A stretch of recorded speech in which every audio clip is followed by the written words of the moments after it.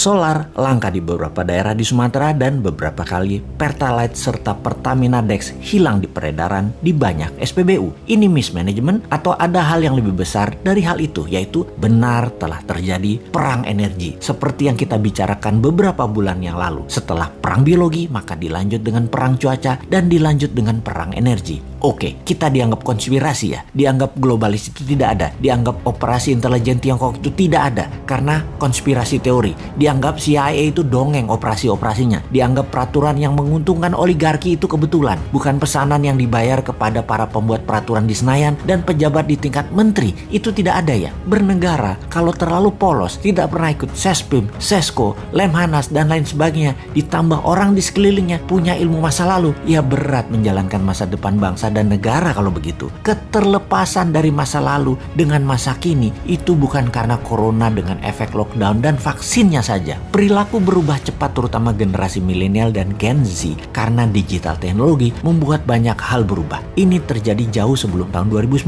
bahkan gejalanya telah memukul banyak sendi kehidupan. Matinya koran, turunnya viewer golf, meningkatnya penggunaan sabun cair, matinya mobil sedan, pemimpin banyak negara menjadi lebih muda dan wanita. Itu semua serba baru. Terlihat saat ini Indonesia masih belum ngeh juga. Pemimpinnya dan rakyatnya, baik incumbent maupun oposisi, tidak ngeh. Sedikit sekali yang memahami hal ini, dan kebanyakan yang memahami, yang sadar adalah mereka bukan makhluk politik, bahkan apolitik, anti politik. Kembali ke bidang ekonomi di mana kita tidak berpolitik, kita bisnis as usual aja. Toh salah satu sendi bernegara sejajar dengan politik namanya ekonomi. Dalam 20 tahun ini memang otak banyak orang terlalu politik. Dikedepankannya hanya jabatan, dan jabatan, bukan kebijakan dan kemanfaatan jabatan untuk rakyat yang semuanya dilindungi dengan pasukan propaganda dan media buzzer. Ekonomi yang mau kita diskusikan adalah kita sudah masuk perang energi, dan dalam perang ada yang namanya economic at war, sebuah mood perang berdasar pemahaman ekonomi. Perang Amerika Tiongkok naik ke level yang lebih tinggi, naik ke level berikutnya. Diawali di tahun 2017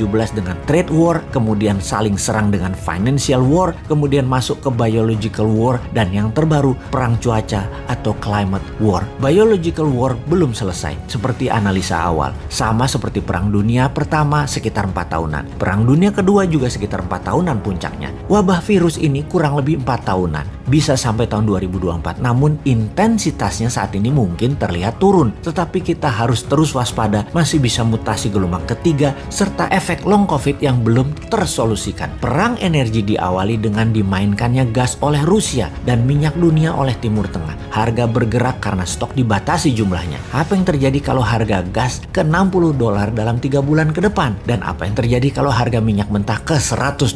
Efek pertama adalah harga komoditas seperti nikel dan lain sejenisnya akan turun karena naiknya biaya produksi. Saat ini Tiongkok energinya terbatas. 90% energi dalam negeri di Tiongkok adalah impor. Efek Indonesia makin parah karena 85% impor bahan baku produksinya dari kakak tertua, dari Tiongkok saat ini. Saat ini negara yang tidak punya sumber alam energi ketar-ketir seperti Tiongkok karena memang ditarget. Sahabat yang tidak percaya informasi ini, anggap kesimpulan kali ini hanya konspirasi teori. Begini kesimpulannya, karena Indonesia mati hidupnya adalah dengan Tiongkok, bahkan kayak provinsi dengan mata uangnya yuan dalam dagangnya, sementara mana mau Timur Tengah dibayar pakai yuan, dolar Indonesia terbatas stoknya, hutang IMF dolar belum turun juga, Indonesia miring ke Tiongkok jelas-jelas membuat bernegara anti barat, sementara barat adalah penguasa energi. Maka sangat bisa terjadi kelangkaan sumber energi minyak dan gas akan terjadi di Indonesia karena kesalahan kebijakan luar negeri dan kebijakan tidak membela rakyat mulai terasa pengaruhnya, yaitu rakyat di piramida tengah dan bawah sangat lapar. Mau solusi? Sini sama New Mind.